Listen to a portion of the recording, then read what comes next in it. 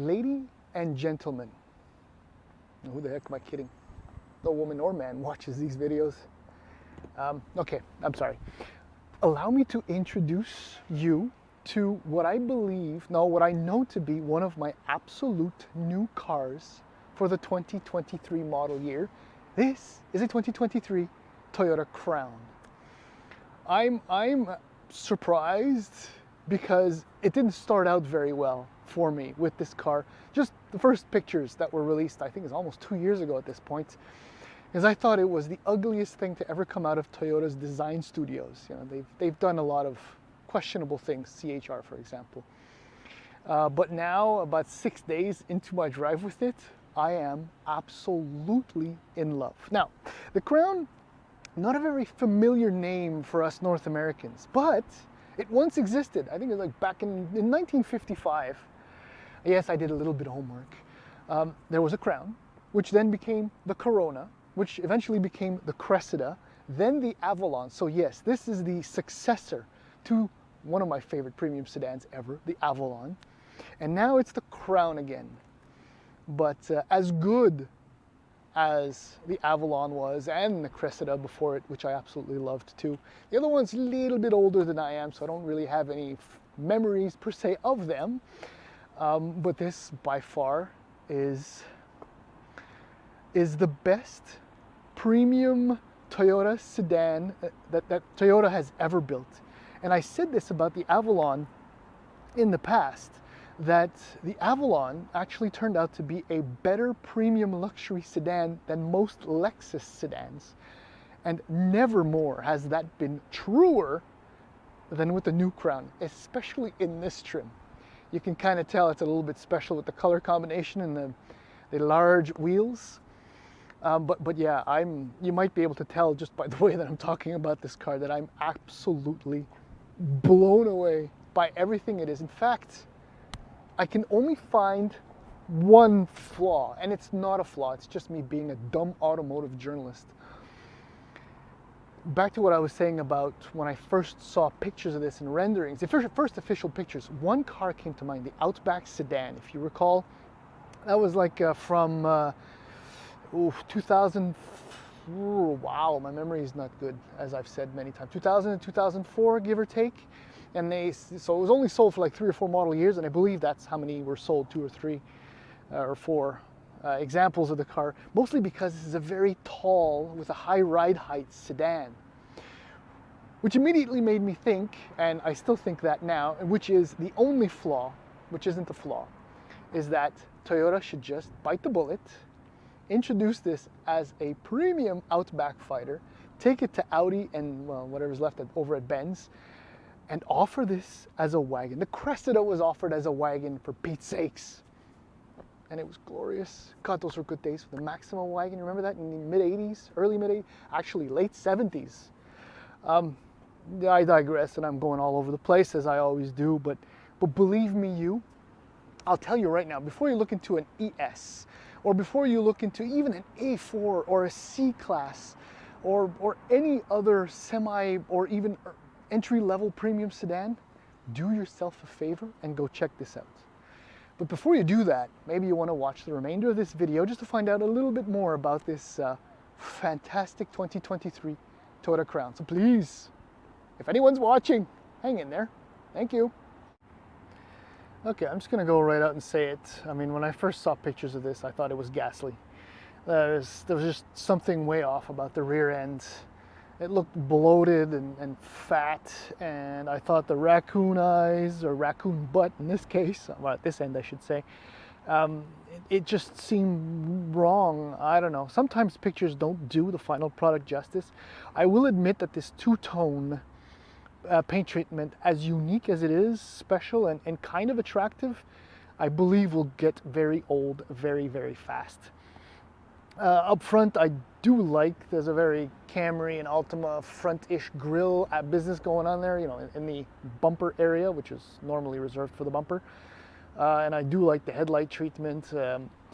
It's very attractive, but as I said, I mean, this car is nearly 5 meters long, so like 4.98 meters long, so it's very long.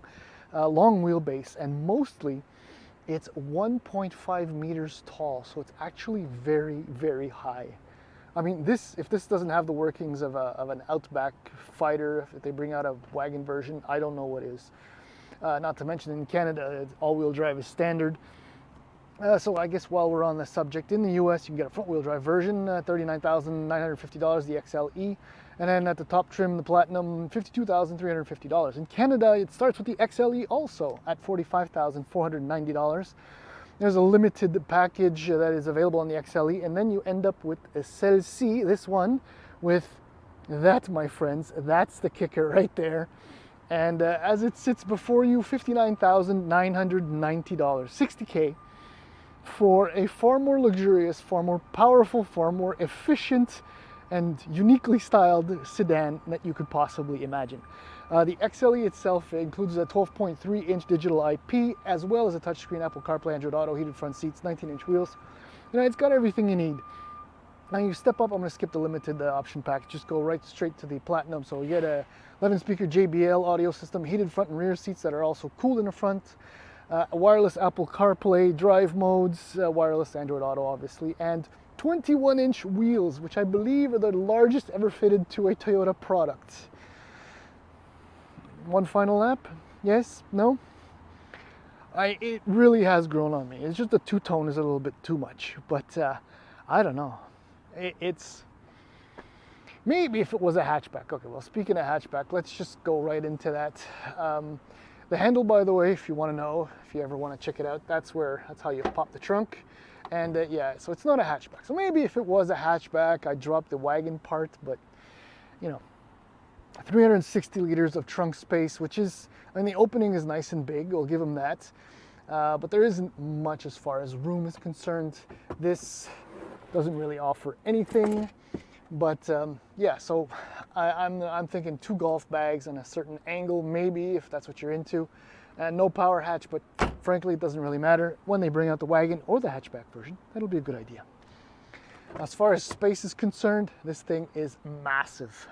Look at the size of the opening at the bottom, it's huge. And because it's a very tall sedan, the roofline doesn't slope back too fast.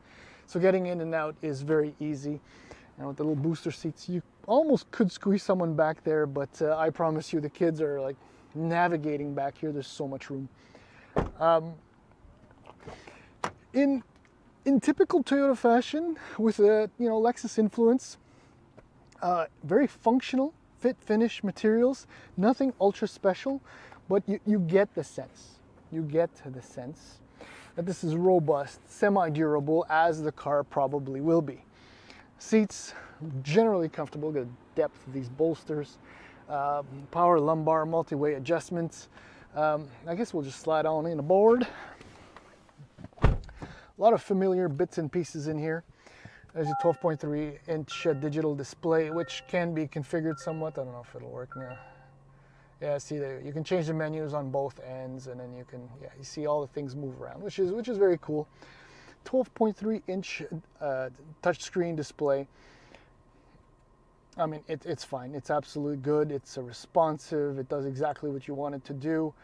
I mean, what else can I tell you about this?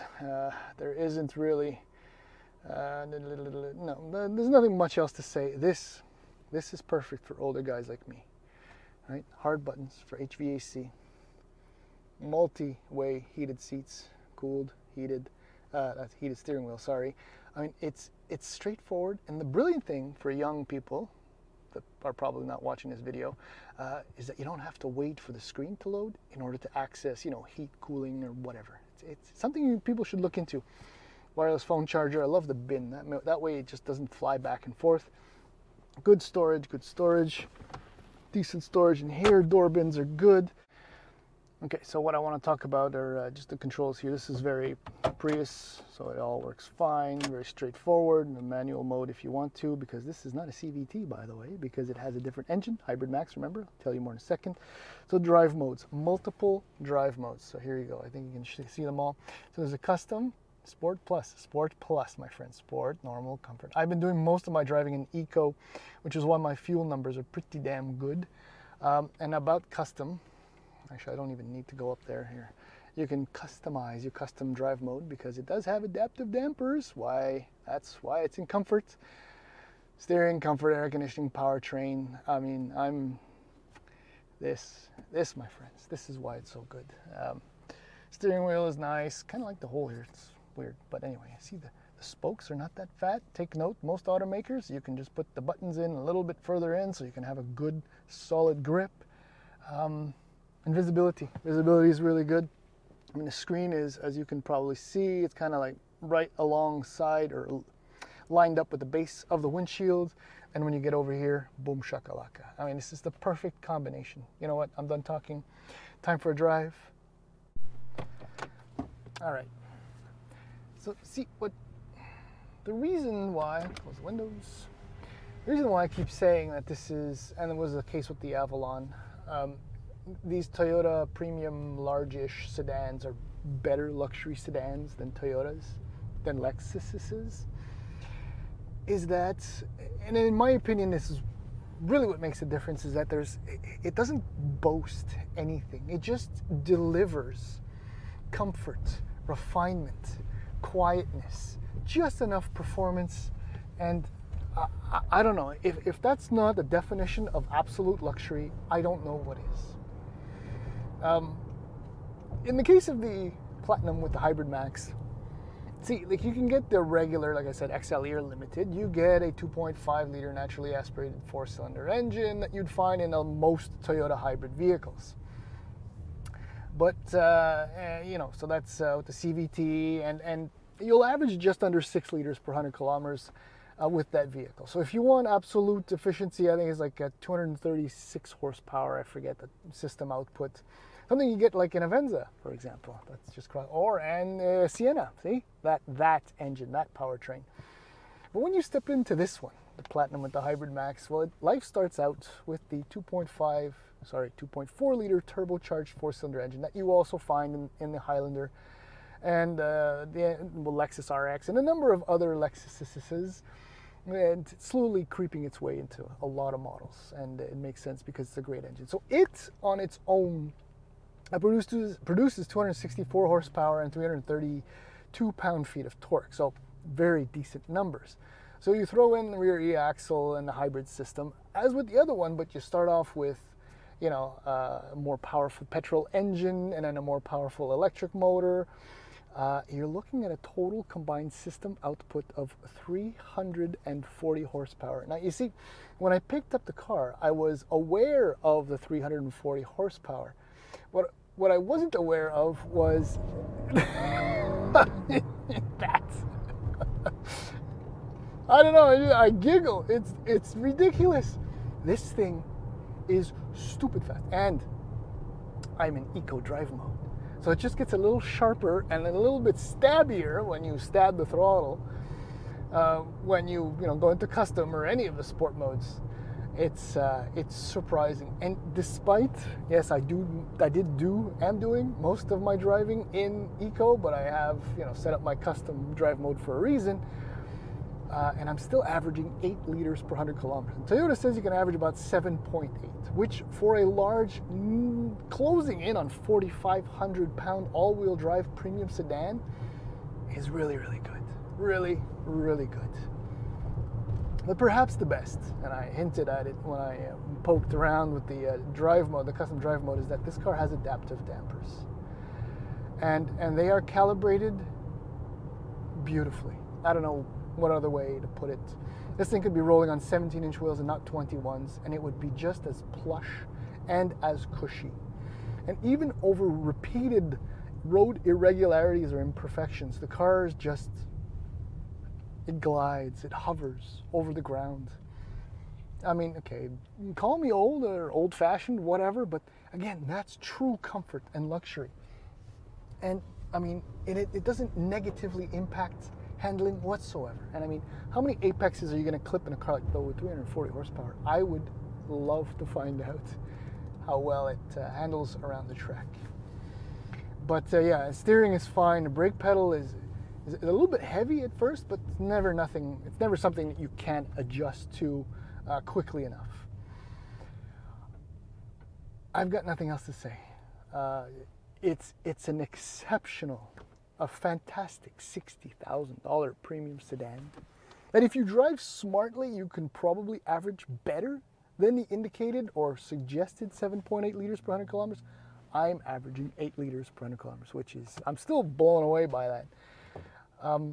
This is certainly one of my heartthrobs. I use that for the 2023 model year. I mean, it's a special car. It does get a lot of attention. Dropping or picking up my kids at school. A few people have come. What is that? I'm like, oh, it's the new Toyota Crown. Can I check it out? Yeah, absolutely. And I have showed up in cars costing 2.5, 3 times this much from, you know, very premium brands, and people don't care. But this, I've already essentially, I front-loaded the conclusion. Before you shop for an ES, even if there is a hybrid version, or even a C-Class, or an Audi A4, or a BMW 3 Series, which has plug-in hybrid and all that, this is more comfortable, nearly as quick, if not quicker than most of them, more fuel efficient, and I am including the PHEVs. And it's a heck of a lot cheaper. If you're okay with the Toyota brand, like I am, I don't see why most people would pay more. So the next step, Toyota, extend the roof line, or put a hatch on there, or do both, of course. And, 6-speed automatic transmission, as I look down on the shifter. So it's not a CVT. So when you put the hammer down, it actually shifts, as opposed to... Another good reason to get this car. Anyhow, okay, that's it. I'm done. Hard on the brakes. Love it!